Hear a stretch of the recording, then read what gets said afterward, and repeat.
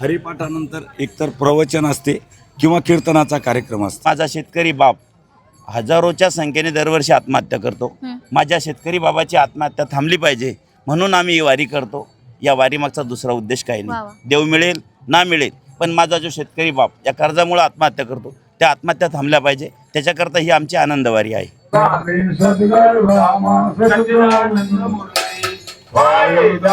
रामकृष्ण हरी। संध्याकाळची तयारी सुरू आहे, एकंदरीत आपण पाहू शकता। हरिपाठानंतर एकतर प्रवचन असते किंवा कीर्तनाचा कार्यक्रम असतो। बरं, ही दिंडी क्रमांक काय आहे? ही ज्ञानेश्वर महाराजांच्या पालखीमध्ये तुम्ही सगळेजण आहात।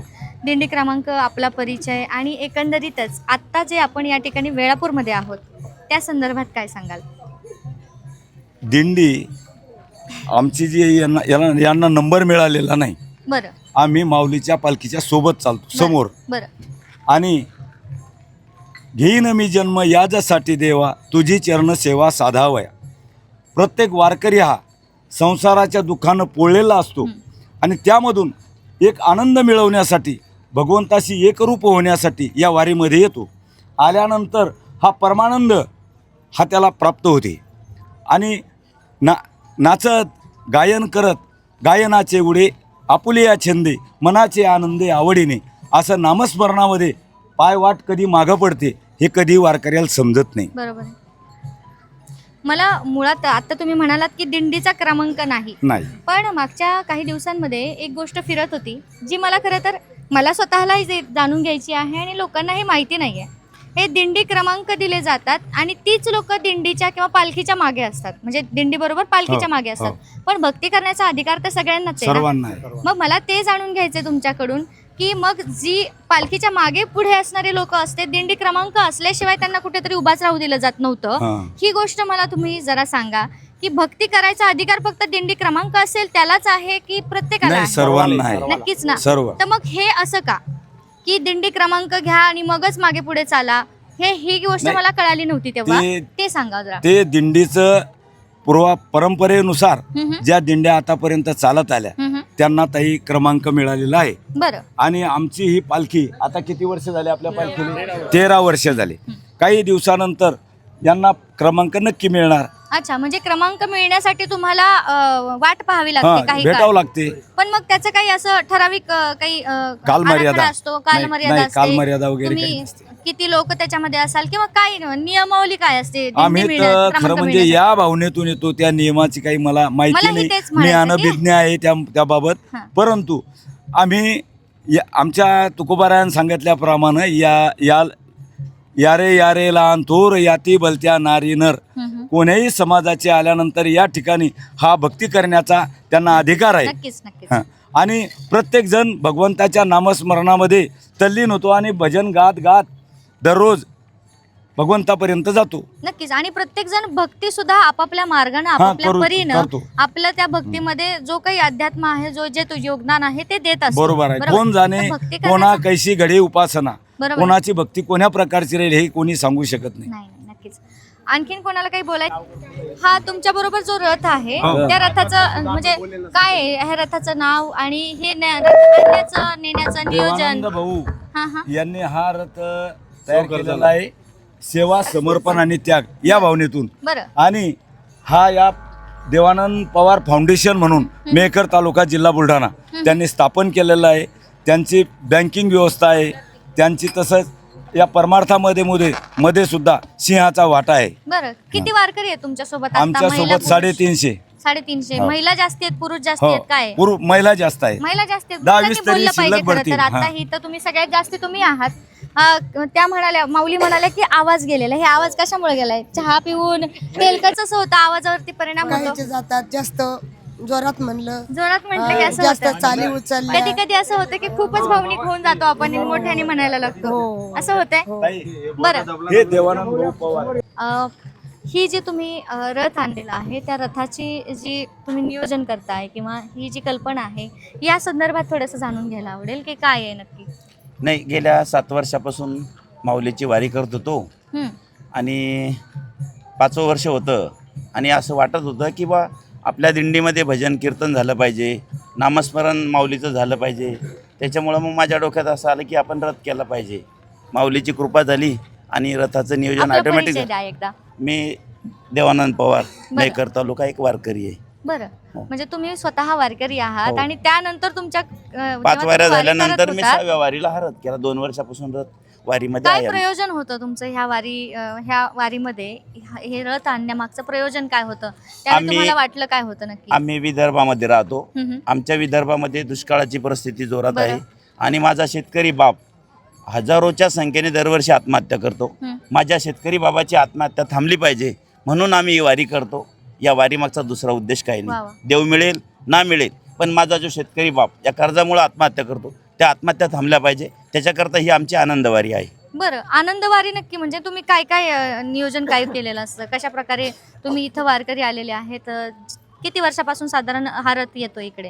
हा 2 वर्षापासून 2 वर्षापासून. तर 2 वर्षापासून किती वारकऱ्यांचा समावेश झालेला आहे या ठिकाणी? आमचे 350 वारकरी आणि आहे. तुम्ही जे हेतू ठेवून किंवा जे प्रयोजन तुम्ही आखलेलं होतं की शेतकऱ्यांच्या आणि विदर्भातील शेतकऱ्यांच्या आत्महत्या थांबल्या पाहिजेत, ते प्रयोजन आता कुठे साध्य होतंय का? असं होताना दिसतंय का? नाही, मग हे कशा प्रमाण पद्धतीने? वाढतच चाललंय. बरं. पण माझी शासनाला अशी विनंती आहे की या शासनाने आमच्या विदर्भातल्या शेतकऱ्या जो भाववाढीचा प्रश्न असेल, सिंचनाचा विषय असेल, तो त्यांनी ताबडतोब पूर्ण केला पाहिजे. आणि मी विठुरायाला असं साकडं घालेल की माझ्या विठुराया, माझ्या शेतकऱ्यासाठी हे शासन जरी लक्ष घालत नाही पण तू तरी लक्ष घाल की माझा शेतकरी बाप तो आत्महत्यापासून थांबला साधारण पाहिजे. काय अडचणी आहेत नक्की? म्हणजे तुमच्या भागातल्या विदर्भातील भागातल्या काय शेतकऱ्यांच्या नक्की काय नाही, अडचणी जास्ती करून आमच्या प्रकर्षाने आज जाणवणार आहे? विदर्भामध्ये सिंचनाची व्यवस्था नाही. बरं.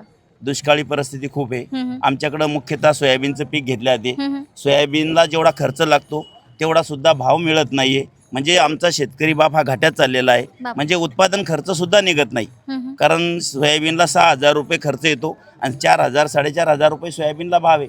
आत्महत्या वाढणार नाही तर काय होणार आहे? मग आता तुम्ही ज्यावेळेस इथे भजन कीर्तन आणि कीर्तनाच्या आणि प्रवचनाच्या माध्यमातून शेतकऱ्यांना काही गोष्टी सूचित करता, काही गोष्टी सांगता, असं काही आहे का की इथं आल्यानंतर त्यांना आत्महत्येचा विचार दूर होतो किंवा तोच काय? आमचा प्रामाणिक प्रयत्न आहे की माझ्या शेतकरी बापांना आत्महत्या केली नाही पाहिजे. वारकरी सांगत राहतात आमच्या भागामध्ये कर्जमाफी झाली नाही. कर्जमाफीचे आश्वासन चालू आहे पण सगळे पोकळ आश्वासन आहे. शेतकरी माझा बाप त्या वाटेवर पाहू राहिला की आज ना उद्या 30 जून तारीख दिली होती शासनानं, तीही पुढे ढकली. आणि असा GR काढला शासनानं की त्यात 10% शेतकरीसुद्धा बसत नाही माफीमध्ये. म्हणजे ही सगळी खोटी आश्वासनं आहेत. तर माझं विठुरायाला हे साकडं आहे की बाबा या शासनाला कमीत कमी बुद्धी तरी दे की कमीत कमी नाही कर्जमाफी करायची पण माझ्या शेतकरी राजा फसला नाही पाहिजे, त्याला खोटी आश्वासनं देऊ नका, ही माझी विठुरायाला विनंती राहणार आहे. माऊली, आता ज्यावेळेस तुम्ही येताय वारीमध्ये ह्या सगळ्या लोकांना एकत्र करून घेऊन येताय ज्यावेळी, तर मग कसं नियोजन करता? जसं की आता पाऊस आहे, इथं पाऊस जाणवतोय, ऊन जाणवतोय आणि वेगवेगळे आणखीन काही अडचणी असतील ज्या तुमच्या सोबत येत असतात, तुम्ही त्याच्यावर कसे मात करता या लोकांच्या अडचणी सोडवण्यासाठी? माऊली, वारीमध्ये वारकरी येतो, उन्हाची, भुकीची आणि पावसाची कुठलीही चिंता वारकऱ्याच्या डोक्यामध्ये नसते. बरं. त्याच्या डोक्यामध्ये फक्त असते माझा विठुराया आणि वारी. आळंदीहून निघाला तर मला पंढरपूरला जायचं ही त्याच्या डोक्यामध्ये आस असते. त्याला काय खायला दिलं हे माहीत नाही. खाली झोपतो, गाऱ्यात झोपतो, पाण्यात झोपतो, उन्हात झोपतो. वारकऱ्याची कोणतीच शिकायत नसते. त्याच्या डोक्यात फक्त माऊली आणि माऊली असते. त्याच्यामुळं वारकरी हा कुठलाच नाराज नाही आहे. तुम्ही त्यांच्यासोबत कंटिन्यू जेवढे दिवस असतात, हो, हो. 24 तारखेपर्यंत असता. कंटिन्यू. आता 24 तारखेपर्यंत आहात तुम्ही हो, आहे, त्यांच्यासोबत. आहे, मग आहे. त्यांना काय लागलं, सवरलं, सर्व, सगळ्या सर्व. गोष्टी सगळी तुम्ही सुविधा पाहता. आमच्याकडे आहे. सगळी. एकंदरीतच खूप छान. हे असं अशा पद्धतीनं तुम्ही पाहू शकता की या ठिकाणी आपल्या बरोबर या या महाराज, माऊली या महाराज. बोला बोला दिंडीची बोला बोला हा अच्छा.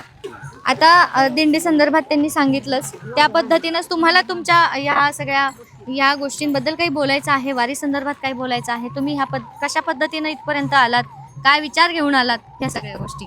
खरं तर वारी म्हणजे जीवनातलं सार आहे. म्हणजे पंढरीशी जारे आल्यानं संसारा. ज्यावेळेस आपण जन्माला येतो आणि जन्माला आल्यानंतर अनेक संघर्ष आपल्या जीवनामध्ये असतात आणि वारी आपल्याला संघर्षातलं एक सुख देते. म्हणजे प्रपंचामध्ये असताना जो संघर्ष होतो आणि ज्यावेळेस माणूस कंटाळतो आणि कंटाळल्यानंतर ज्यावेळेस त्याला सुखाची गरज असते ते सुख वारीमध्ये मिळतं. ओके, आपण काय करता? आपला व्यवसाय काय आहे? आपण काय करता? आपली ओळख एकदा करून द्या, म्हणजे पाहणाऱ्या लोकांना समजेल तुम्ही काय करता. माझं नाव गजानन दास महाराज गारडे आहे. माझं गाव गोबणी आहे, तालुका रिसोड, जिल्हा वाशिम.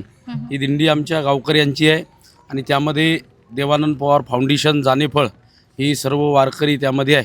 भाऊसुद्धा आमच्यासोबत असतात. बरं. माझा शेती व्यवसाय, मी कीर्तन सेवा करतो, रामकथा करतो. मी रामायणाचार्य आहे. रामचरितमानस विद्यापीठ अयोध्या या ठिकाणी मी 3 वर्ष काढली आणि हेच माझं सर्व जीवन आहे. आणि गेली वारीला आमच्या आता हे 15वं वर्ष असतं, पण कोरोनाच्या काळामुळे हे दिंडीचं आमचं 13वं वर्ष आहे. बरं. म्हणजे 2 वर्ष तुम्ही कोरोनाच्या कोरोनाच्या नाही आणू काळामध्ये शकले थांबलो होते. होतो आम्ही. आणखीन आतापर्यंत काय काय अडचणी आल्या, प्रकर्षाने तुम्हाला काय अडचण जाणवली या ठिकाणी? तुम्ही ज्यावेळेस येताय, वारकऱ्यांना जमा करताय, एकत्र आणताय आणि त्यांना सगळ्यांना घेऊन जाताय, काय अडचण नाही, प्रकर्षाने वारीची जाणवली? सेवा करत असताना अडचण कुठलीच येत नाही. बरं. कारण एकुलत्या एक लेकीचं लग्न ज्यावेळेस बाप करत असतो त्यावेळेस त्याच्या आनंदामध्ये एक उत्साह असतो. आणि मीही ज्यावेळेस सुरुवातीला दिंडीची सुरुवात करतो आणि दरवर्षी ती सुरुवात असते, तर असं वाटतं की हे एक लग्नच आहे. आणि त्या लग्नाची सर्व सुरुवात करत असताना बाप जसं तिखट, मीठ, चटणी, छोट्या छोट्या गोष्टी जमा करत असतो. कारण वारीच्या आधी 1 महिनाभरी सर्व सुरुवात करावी लागते. परत एक दात्याकडे जावे लागतं, त्याला सांगावं लागतं, मग तो दाता तयार होतो. आणि यामध्ये आमचा वाशिम जिल्हा असेल, बुलढाणा जिल्हा असेल, मेहकर तालुका असेल आणि रिसोड तालुका असेल, ही सर्व मंडळी यामध्ये सहकार्य करतात. नुसते दातेच नाही, तर वारीच्या रस्त्यांच्या ज्या गाड्या आपण बघतोय या गाड्यासुद्धा कमी दरामध्ये आपल्याला मिळतात. कारण एका ट्रिपला जिथे 20,000 रुपये त्यांना उरतात, पण 1 महिनाभर गाडी ज्यावेळेस ते चालवतात तर त्यांना धनाची अपेक्षा नसते, तर त्यांना एकच इच्छा असते, जर लाखोचा समाज चालत असेल तर आपलीसुद्धा सेवा त्यामध्ये घडली पाहिजे. नक्कीच. चपात्या करणाऱ्या महिला असेल त्यांनासुद्धा आपण एरवी पाहिलं तर 500 रुपये हजेरी आहे, पण आपण त्यांना काही नाही, फक्त चोंगळी बांगडी करण्यापुरते पंढरपूरला आल्यानंतर पैसे देतो. तंबू ठोकणारे जे आमचं मित्रपरिवार आहे त्यांचंसुद्धा काही धन नसतं, म्हणजे ते सुद्धा सेवा म्हणून करतात. म्हणजे आगमनिगम प्रसिद्ध पुराणा, सेवा धर्म कठीण जग जाना. जगातला सर्वात धर्म कठीण कोणता असेल तर तो सेवा धर्म आहे. आणि सेवा धर्म जर आपल्याला कुठं पाहायला भेटत असेल तो फक्त वारीमध्ये पाहायला भेटतो, दुसरीकडे. ऊच नीच काही नेने भगवंत, तिष्ठी भाव भक्ती देखून या. दासी कन्या पुत्र विदुराच्या बक्षी, दैत्या घरी रक्षी प्रल्हादासी. आता भगवंताने किंवा महाराजांनी या अभंगातून एकच आपल्याला शिकवलं, बा भगवंताकडे कुठला उंच नीचपणा नाही. आणि तो उच्च नीचपणा नसल्याचं उदाहरण आपल्याला वारीमध्ये पाहायला भेटतं.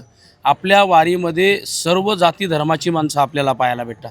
या वारीमध्ये असलं कुठलं पदाधिकारी आहे म्हणून त्याला वेगळी वागणूक आहे, आणि जो त्याच्याकडे काहीच नाही, ज्याच्याकडे शून्य आहे, तो गरीब आहे, त्याला वेगळी वागणूक भेटते, असं काहीच नाही. दुसरीकडे बाहेर जायचंच गरज नाही. कारण एक म्हण आहे बघा, ना मैं हिंदू हूँ ना मैं मुसलमान हूँ, सबसे पहिले मैं इंसान हूँ. आणि जी इन्सानियत जर पाहायला भेटत असेल ती माझ्या ज्ञानोबारायांच्या तुकोबाराच्या वारीमध्ये पाहायला भेटते. रामकृष्ण हरी. ही खूप म्हणजे तसं पाहायला गेलं तर जोखमीची आणि तितकीच जबाबदारीची गोष्ट आहे सर, पण तुम्ही खूप छान पद्धतीनं करताय आणि नक्कीच तुमचं देखील कौतुक आहे.